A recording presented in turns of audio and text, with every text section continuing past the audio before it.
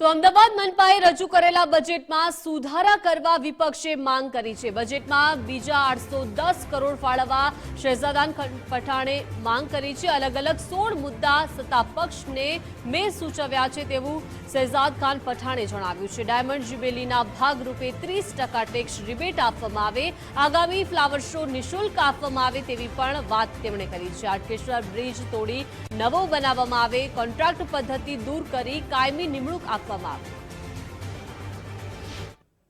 આજે કોંગ્રેસ પક્ષ દ્વારા બજેટનો સુધારો રજૂ કરવામાં આવ્યું, જેમાં 801 કરોડના સુધારા કોંગ્રેસ પક્ષ દ્વારા રજૂ કરવામાં આવ્યા હતા।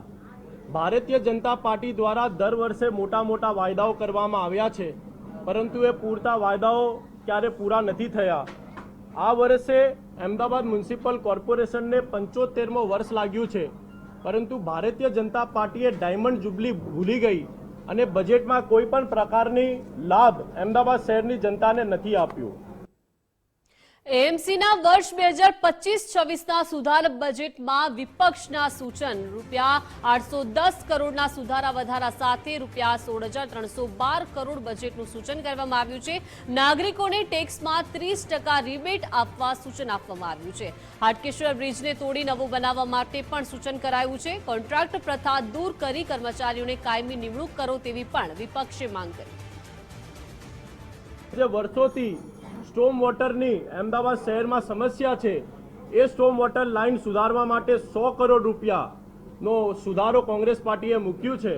અને સૌથી મોટી વાત કે ભ્રષ્ટાચારી હાટકેશ્વર બ્રિજ જે 3 વર્ષમાં જ બંધ કરી દેવામાં આવ્યું, અત્યાર સુધી ભારતીય જનતા પાર્ટી એનો નિકાલ નથી કરી શકી, તો કોંગ્રેસ પાર્ટીએ બજેટમાં એ પણ સુધારો મૂક્યું છે કે હાટકેશ્વર બ્રિજને તાત્કાલિક ધોરણે તોડીને નવું હાટકેશ્વર બ્રિજ ત્યાં ફરીથી બનાવવામાં આવે, વીએસ હોસ્પિટલનો નવીકરણ કરવામાં આવે અને એવા બીજા ઘણા સુધારા કોંગ્રેસ પાર્ટી દ્વારા મૂકવામાં આવ્યા છે।